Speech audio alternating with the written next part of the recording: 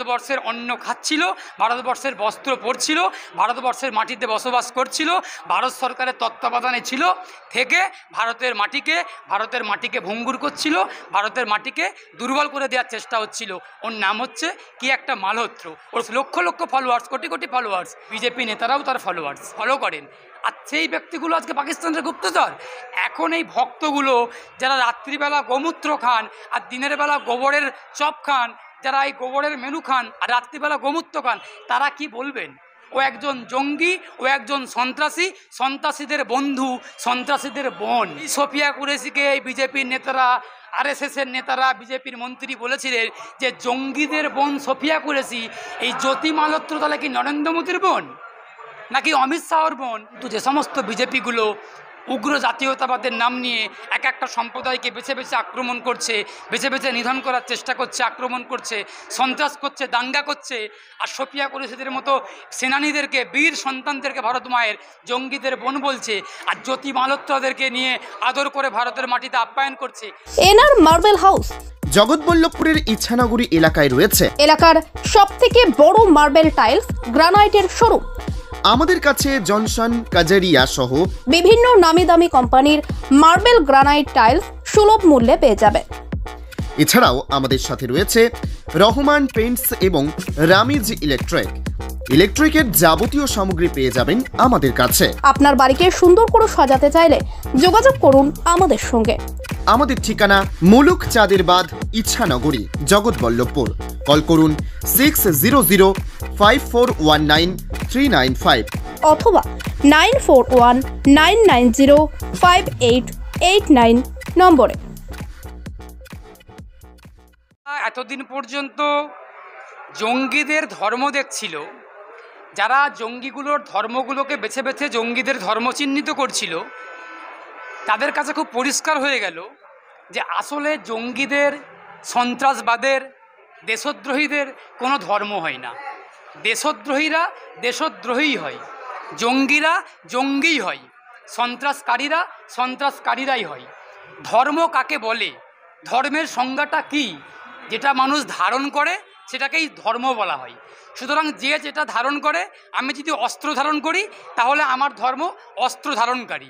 আমি যদি এই বস্ত্র ধারণ করি, এই যে আমি কালো পোশাক ধারণ করে আছি, আমার ধর্ম, আমি একজন উকিল, আমি একটা আইনজীবী। হিন্দু সনাতনটা ওটা একটা বিশ্বাস, মুসলমান এটা একটা বিশ্বাস, কিন্তু আমরা তাকে ধর্ম বলেই মনে করি, আমরা তাকে ধর্ম বলেই প্রচার করি এবং সম্বোধন করি। কিন্তু যারা সন্ত্রাসীদের ধর্ম খুঁজছিল, যারা জঙ্গিদের ধর্ম খুঁজছিল, যারা মনে করছিল যে জঙ্গি মানেই একটা বিশেষ সম্প্রদায়, সন্ত্রাসকারী মানেই একটা বিশেষ সম্প্রদায়, তাদের চোখে আঙুল দিয়ে এই মালহোত্রা বলে একজন জঙ্গি, পাকিস্তানের গুপ্তচর দেখিয়ে দিল যে আসলে জঙ্গিদের বা দেশদ্রোহীদের বা সন্ত্রাসীদের কোনো রকম কোনো ধর্ম হয় না, তারা দেশদ্রোহী হয়, তারা জঙ্গি হয়। আমি কিন্তু ওকে কোনোভাবে হিন্দু বলে মনে করি না, আমি ওকে মুসলমান বলেও মনে করি না, আমি ওকে খ্রিস্টান বলেও মনে করি না। আমি ওকে মনে করি যে ও একটা জঙ্গি, ও একটা পাকিস্তানের গুপ্তচর, কিন্তু ভারতবর্ষের নাগরিক হয়ে, ভারতবর্ষের নাগরিক হিসাবে ছিল, ভারতবর্ষের অন্ন খাচ্ছিল, ভারতবর্ষের বস্ত্র পরছিল, ভারতবর্ষের মাটিতে বসবাস করছিল, ভারত সরকারের তত্ত্বাবধানে ছিল, থেকে ভারতের মাটিকে ভঙ্গুর করছিল, ভারতের মাটিকে দুর্বল করে দেওয়ার চেষ্টা হচ্ছিল। ওর নাম হচ্ছে কি একটা মালহোত্র। ওর পুরো নামটা আমি বলছি না, ওর পুরো নামটা জ্যোতি মালহোত্র। পুরো নামটা বলতে আবার আমাকে খুব ঘৃণাবোধ হচ্ছিল, কারণ ভারতবর্ষের মাটিতে খাচ্ছি, ভারতবর্ষের পোশাক পরছি, ভারতের অন্ন খাচ্ছি, ভারতের আইন নিয়ে ওকালতি করছি, আবার তারা ভারতের ছবি ব্যবহার করে, ইউটিউবার ছবি ব্যবহার করছে, আবার ভারতকেই ভঙ্গুর করে দেওয়ার জন্য পাকিস্তানের কাছে তথ্য সরবরাহ করছে। ভারতের ইন্টেলিজেন্স ব্যুরো, যেগুলো ব্যুরোগুলো আছে, ইন্টেলিজেন্স ব্যুরো, তারা ফেলিওর, তারা ব্যর্থ।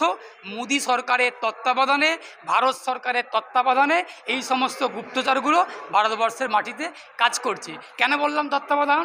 তাহলে ভারতবর্ষের সরকার, ভারতবর্ষের কেন্দ্রীয় যে সংস্থাগুলো আছে, যে আমাদের যে সংস্থাগুলো আছে, তারা কি কাজ করছে? তারা তো ব্যর্থ, তারা তো ফেলিওর, আইবি ফেলিওর। এত বড় বড় ঘটনা ঘটছে, এত কিছু ঘটছে, তারপরেও কোনো রকমভাবে কিছু হচ্ছে না। আর জ্যোতি মালহোত্রা যে ঘটনাটা গুপ্তচর, তার একাধিক followers, lakh lakh followers, crore crore followers, BJP নেতারাও তার ফলোয়ার্স, তাকে ফলো করেন। আর সেই ব্যক্তিগুলো আজকে পাকিস্তানের গুপ্তচর। এখন এই ভক্তগুলো যারা রাত্রিবেলা গোমূত্র খান আর দিনের বেলা গোবরের চপ খান, যারা এই গোবরের মেনু খান আর রাত্রিবেলা গোমূত্র খান, তারা কি বলবেন? আমরা তো বলছি ওদের কোনো ধর্ম নেই।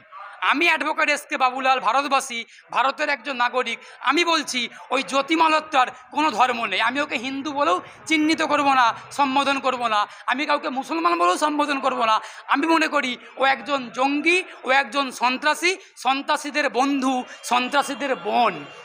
যেই সোফিয়া কুরেশিকে এই বিজেপির নেতারা, আরএসএসের নেতারা, বিজেপির মন্ত্রী বলেছিলেন যে জঙ্গিদের বোন সোফিয়া কুরেশি, এই জ্যোতি মালহোত্রা তাহলে কি নরেন্দ্র মোদীর বোন, নাকি অমিত শাহর বোন, নাকি জঙ্গিদের বোন, নাকি সন্ত্রাসীদের বোন, নাকি পাকিস্তানিদের বোন? আমি কিন্তু প্রশ্ন করলাম। আমি ওকে নরেন্দ্র মোদীর বোনও বলছি না, আমি অমিত শাহের বোনও বলছি না। আমি প্রশ্ন করলাম, এই যে জ্যোতি মালহোত্রা যে পাকিস্তানের গুপ্তচরের কাজ করছিল ইউটিউবার হিসেবে ভারতের মাটি ব্যবহার করে, এই জ্যোতি মালহোত্রা তাহলে কাদের বোন? সোফিয়া কুরেশি তো জঙ্গিদের বোন যদি হয়ে থাকে তোমাদের বক্তব্য, বিজেপি আরএসএসের বক্তব্য অনুযায়ী, তাহলে জ্যোতি মালহোত্রা কাদের বোন তোমরা পরিষ্কার করে দাও। আমি বলছি সোফিয়া কুরেশি আমার বোন, তোমার বোন, আমাদের বোন, ভারতবাসীর বোন, আমাদের ভারতের সেনা, আমাদের গর্ব, আমাদের রত্ন। আমি একাধিকবার বলেছি, আগামী দিনেও বলবো, শেষ রক্ত থাকাকালীন, নিঃশ্বাস থাকা পর্যন্ত ভারতবাসীর, আমি ভারতবাসী, ভারতের জয়গান গেয়ে যাব, ভারত মায়ের জয়গান গেয়ে যাব ভারতবাসী হিসেবে আমরা সবাই।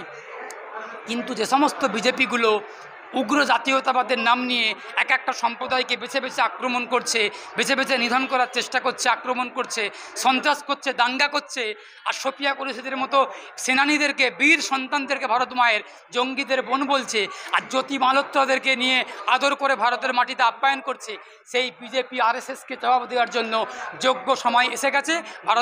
ভারতবর্ষবাসীরা, ভারতবর্ষের যারা বসবাস করেন, তারা কিন্তু চিহ্নিত করছে কারা আসলে দেশদ্রোহী আর কারা দেশপ্রেমী। বাঁচা হচ্ছে, যোগ্য জবাব দেওয়া হবে।